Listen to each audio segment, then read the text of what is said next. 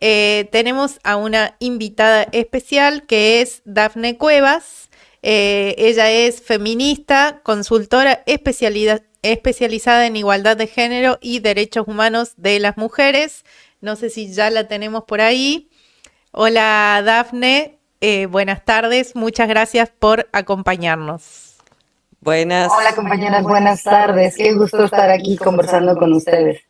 La alegría es nuestra que puedas compartir unos minutitos para contarnos a nosotras y a América Latina y el Caribe cómo se están viviendo estas elecciones, esta campaña electoral y estas elecciones históricas, ¿no? En México. Mira, siempre que viene una nueva elección son históricas. Siempre es porque hay muchos candidatos, muchas candidatas, porque hay muchos cargos en juego. Pero esta vez, para las feministas, sin duda, estamos ante un parteaguas de la historia de nuestro país. Por primera vez vamos a elegir una mujer para presidir el destino de nuestra nación. Que una mujer vaya a gobernar un país como el nuestro es sin duda un cambio de símbolos, de dónde estamos las mujeres, desde dónde se ejerce el poder, cuáles son nuestras posibilidades de estar en la toma de decisión en los más altos espacios. Y bueno, que tengamos ahora una contienda en la que sin duda vamos a elegir a una mujer y la siguiente presidenta de la nación va a ser una mujer, pues es un escenario que se ha venido construyendo a lo largo de muchos años de activismo, de un montón de procesos de reformas a las leyes electorales, de procesos judiciales, porque muchos de los avances de participación política de las mujeres se han logrado en litigios estratégicos en el Tribunal Electoral y muchos, bueno, pues en las reformas a la ley electoral y a las leyes de nuestro país en general. Nosotras por primera vez logramos una ley de cuotas por ahí del año 2000 y de ahí para acá, bueno, se vinieron ampliando las cuotas hasta llegar a que se cambió la Constitución en el año 2014, garantizando certeza, digamos, de paridad en la representación a cargos públicos. Y en el 2019 una nueva reforma amplió esa certeza a que la paridad y la presencia de las mujeres en los cargos de decisión fuera más allá de los cargos de elección popular y fuera incluso en el nombramiento de mujeres en los espacios públicos como los gabinetes, los otros poderes. Y estamos ante todo ese escenario de a lo largo de los últimos, por lo menos, activamente o intensivamente 25 años, luego de que en este país pues acabamos de cumplir 70 años de que la Constitución cambió para que las mujeres tuviéramos derecho a votar, imagínense, hace 70 años las mujeres en México no votaban y hoy estamos ante una elección donde una mujer va a llegar a ser la primera presidenta del país. Estamos muy emocionados. Y con justa razón esa emoción, Dafne. Sol te habla desde aquí. Yo te quiero preguntar, bueno, al menos en grandes ejes, en grandes propuestas, ¿cuál es valga la redundancia, la propuesta de las dos principales candidatas, ¿no? Las que aparecen en la carrera electoral como las predilectas de los y las mexicanos? Bueno, en primer lugar yo quiero decir que yo hablo de la presidenta y de que estamos muy emocionadas y esta emoción está acompañada no solamente de que va a llegar una de las dos mujeres que son candidatas, sino que va a llegar la mujer que es de izquierda, que es feminista, que es aliada, que es científica. Digamos, hay ahí como un porcentaje que nos dan todas las encuestas de intención de voto que básicamente nos da como virtual ganadora de la elección a la doctora Claudia Sheinbaum, que fue quien gobernó la Ciudad de México hasta hace meses que pidió licencia para contender por la candidatura a la presidencia de la nación. Y la otra candidata, que está muy lejos, en un segundo lugar rezagado, es la candidata que representa a los partidos de la derecha, al PRI, al PAN, al PRD.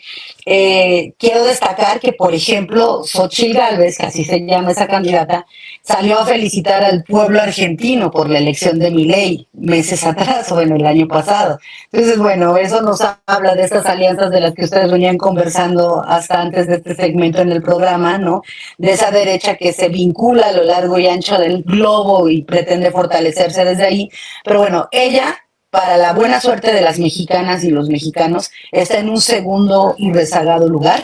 Y por su lado, la candidata que tiene mayor intención de voto en todas las encuestas, que lleva alrededor de 20 y tantos puntos de ventaja, pues viene del partido en el poder. Para muchas incluso hay como una intencionalidad de que lo que ha venido ocurriendo con el acceso a los programas sociales, la atención prioritaria a las personas de escasos recursos, ese eslogan del gobierno actual de primero las pobres, primero los pobres, sea como algo que con lo que va a haber continuidad, programas sociales, pues sí, de transferencia directa y muchos programas en donde se ha venido eligiendo colocar el dinero público en canastas de beneficio directo para las personas. Claudia sin duda representa eso, pero también representa un cambio importante, porque ella gobierna desde una lógica que te permite no solo el ser mujer, sino pensar con perspectiva de género y pensar en las mujeres.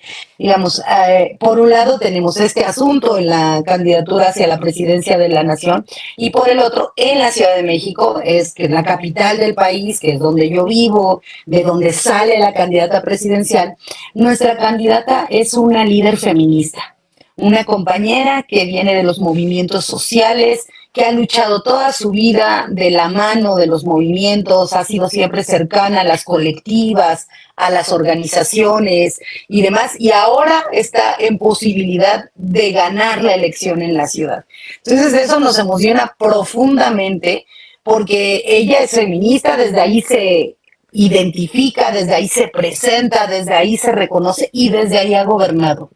Ella gobernó la alcaldía más grande de la Ciudad de México. Ustedes iniciaron este programa diciendo que en México hay 99 millones de personas, alrededor de 99 millones de personas que van a votar. Bueno, en la Ciudad de México hay cerca de 7, 8 millones de votantes de esos 99 y la candidata feminista que va a ganar la elección viene de gobernar una alcaldía que tiene alrededor de 2 millones de habitantes. Siempre pensamos, ¿no?, que en este monstruo que es nuestro país, ella gobernó una alcaldía que es prácticamente 2/3 partes de la población de un país como Uruguay, por hablar del sur, ¿no? Viene con esa experiencia y con una gestión muy exitosa, de haber pensado en la gente, de haber transformado el espacio público, de haber construido las utopías. Eso que suena así como la palabra de muro, pero que en realidad en la demarcación territorial de Iztapalapa, en la Ciudad de México, son espacios en los que se combina la posibilidad de prestar servicios directos a la población, como atender a mujeres que necesitan alguna asesoría, acompañamiento legal, psicológico, atender a niñas, niños, espacios para adultos mayores, para personas adultas mayores de día, espacios de rehabilitación física, espacios de reflexión y atención al uso de las drogas desde una mirada no criminalizante. Todo eso combinado con la posibilidad de acceso a la cultura, escuelas de arte, de música, de pintura, de cine, pues se crearon durante la gestión de Clara 12 en Iztapalapa. Entonces, claro que la bandera de la candidata ahora para la ciudad es utopías para todas las alcaldías. Es decir, que el espacio público se dignifique, ofrezca alternativas para las juventudes, que las y los jóvenes puedan tener espacios donde ir a tener espacios de disfrute, de recreo, de formación, de convivencia. Y bueno, que sea en condiciones de gratuidad y de belleza, porque además los espacios públicos tienen que ser espacios en los que la gente disfrute estar, pueda ir, pasar el tiempo.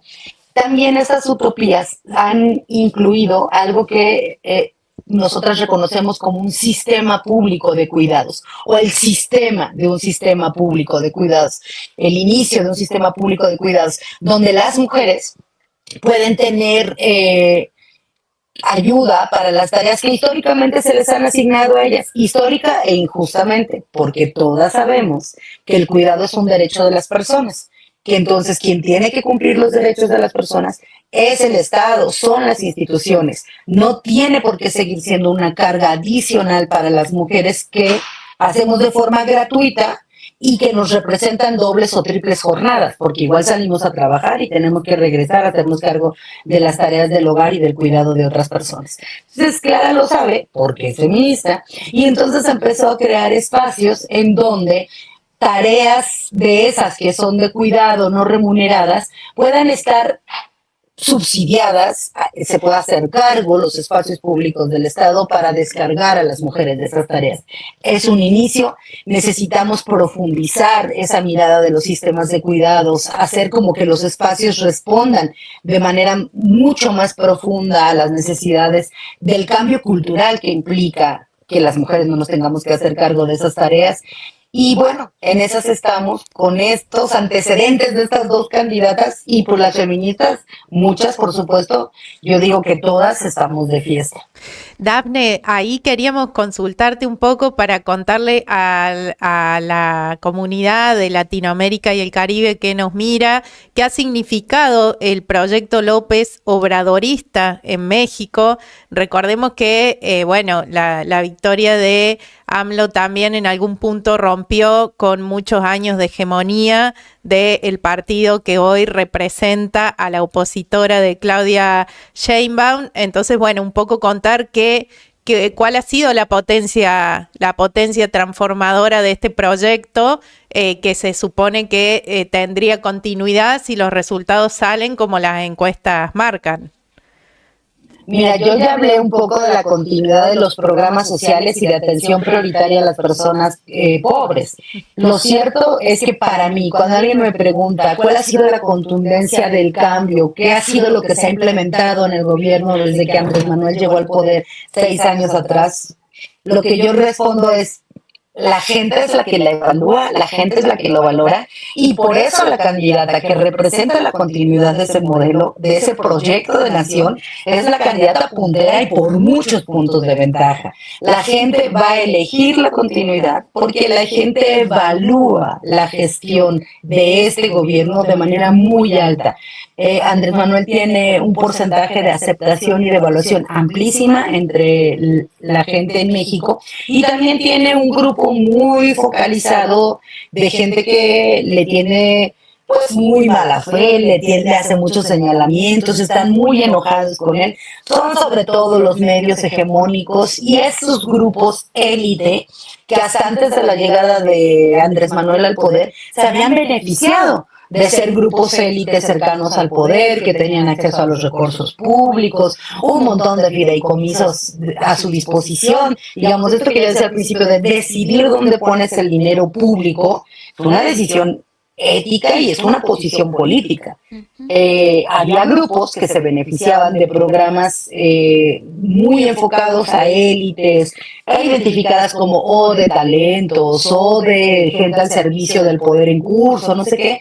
Y claro, eso se acabó y están súper encabronados y están echándole mucho al gobierno en curso y por supuesto a la candidata. Lo cierto es que pues son esos grupos pequeños, minoritarios, élites que estaban favorecidas con el régimen anterior y que hoy, por fortuna, pues son grupos pequeños que no tienen representatividad y por eso es que no tienen la fuerza para cambiar el rumbo de la nación que la gente quiere dar, que es la continuidad del proyecto transformador de la 4T.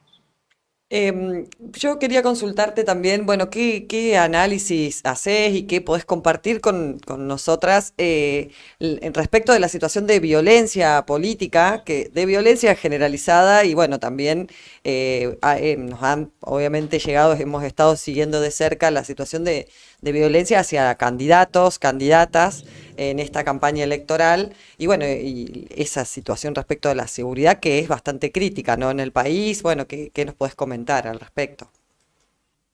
Nuestro país es un país con muchas complejidades y con muchos años de una historia que construyó polos de violencia, polos de agresión. Imagínate la idea de transformar una idea de política pública, de no estar hablando de balazos, de prisión para los delincuentes todo el tiempo como principio, sino una estrategia en la que estás entendiendo las causas y estás queriendo transformar el entorno de las causas de la delincuencia. Es una cosa que te lleva años. Ya sabemos que las transformaciones son lentas porque venimos de décadas de un régimen injusto, generador de pobreza, generador de violencia, y al amparo de regímenes que fueron hasta criminales, se fortalecieron bandas del crimen organizado.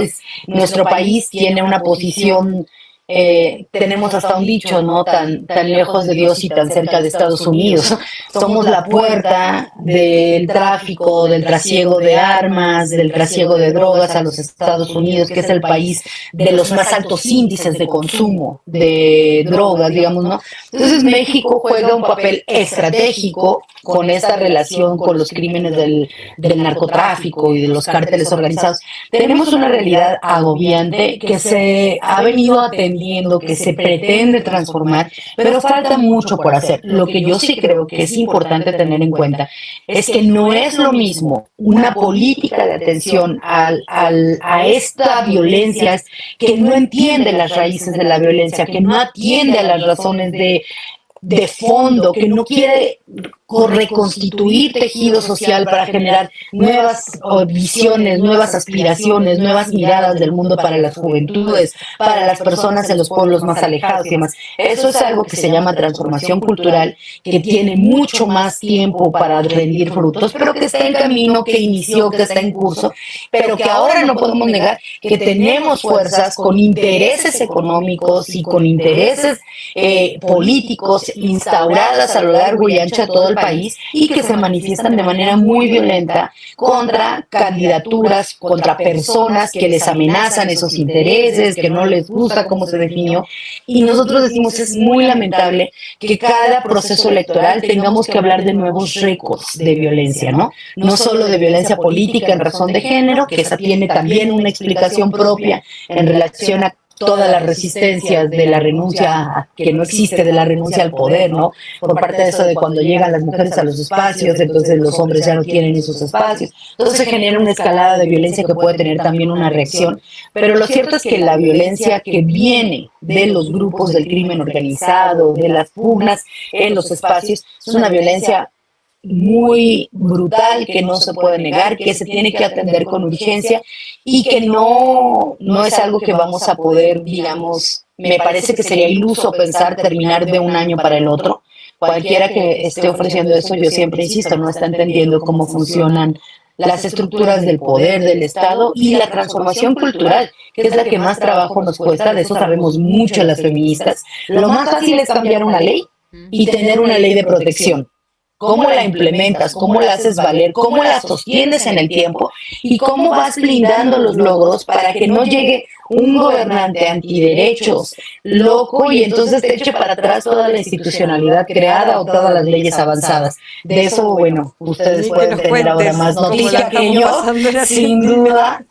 Entonces nosotras estamos muy en el echar las barbas a remojar. Un Milei no tiene cabida por ahora en México, no gracias. Necesitamos consolidar lo que hemos venido ganando y necesitamos profundizar las transformaciones que implican también ir generando climas donde la violencia vaya teniendo disminuciones importantes y la realidad social vaya teniendo transformaciones. O sea, cambiamos el tejido social, cambiamos las oportunidades para la gente, cambiamos esa lógica donde la única opción que podía haber un joven era aliarse con una banda de criminales que le iban a pagar en lo inmediato.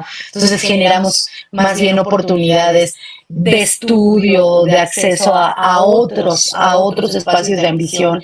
Y bueno, eso no se hace fácil, no se hace rápido, pero se tiene que hacer y se está haciendo. Y yo confío en que la propuesta de Claudia en la presidencia y la propuesta de Clara en la Ciudad de México entienden esas realidades sociales, entienden ese tejido que hay que recomponer y hacia allá van a apostar con sus gobiernos. Decías, bueno, loco pero no pero bastante funcional, digo, loco pero muy útil en esa locura este presidente argentino, hablando de la utilidad, en realidad en el sentido opuesto.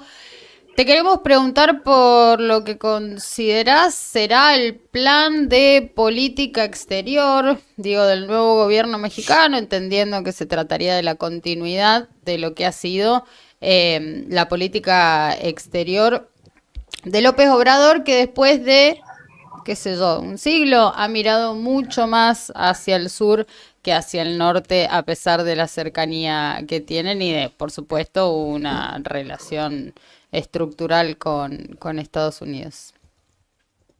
No, yo creo que justo parte de la continuidad que se está proyectando con la elección de Claudia Sheinbaum va a centrarse en la profundización de un papel de México mucho más cercano con el sur, mucho más construyendo desde las relaciones con América Latina. Y ella incluso lo dijo recientemente en una entrevista, no puede desconocer la relación histórica, estructural, afianzada. Tenemos un convenio económico con el norte, ¿no? Este acuerdo comercial con Estados Unidos y Canadá. Sin embargo, vamos a seguir profundizando una relación de respeto entre las naciones, de dignidad en la vinculación, y de mucha intención política de construir con el sur y desde el sur.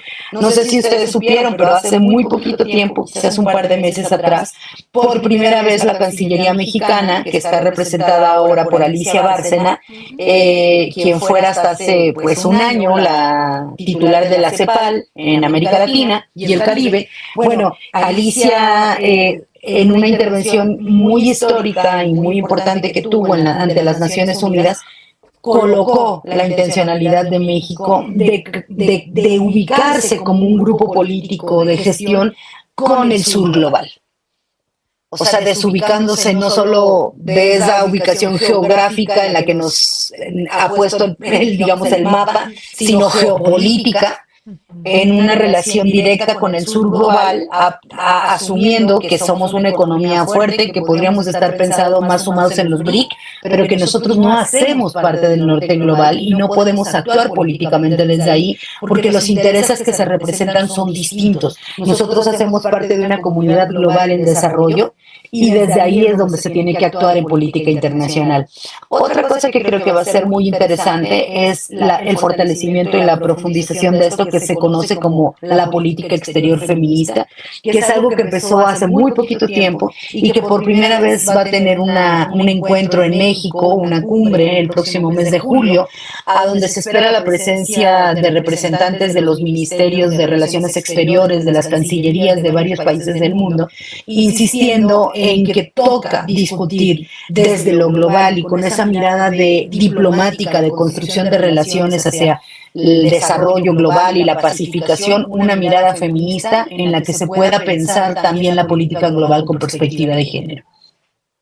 Qué interesante. Sí, muy interesante lo que comentás y que además qué necesario construirlo, por un lado a nivel de los estados y fundamentalmente a nivel de los pueblos, ¿no? De las organizaciones, de los movimientos feministas que en América Latina y el Caribe dan que hablar en el mundo también.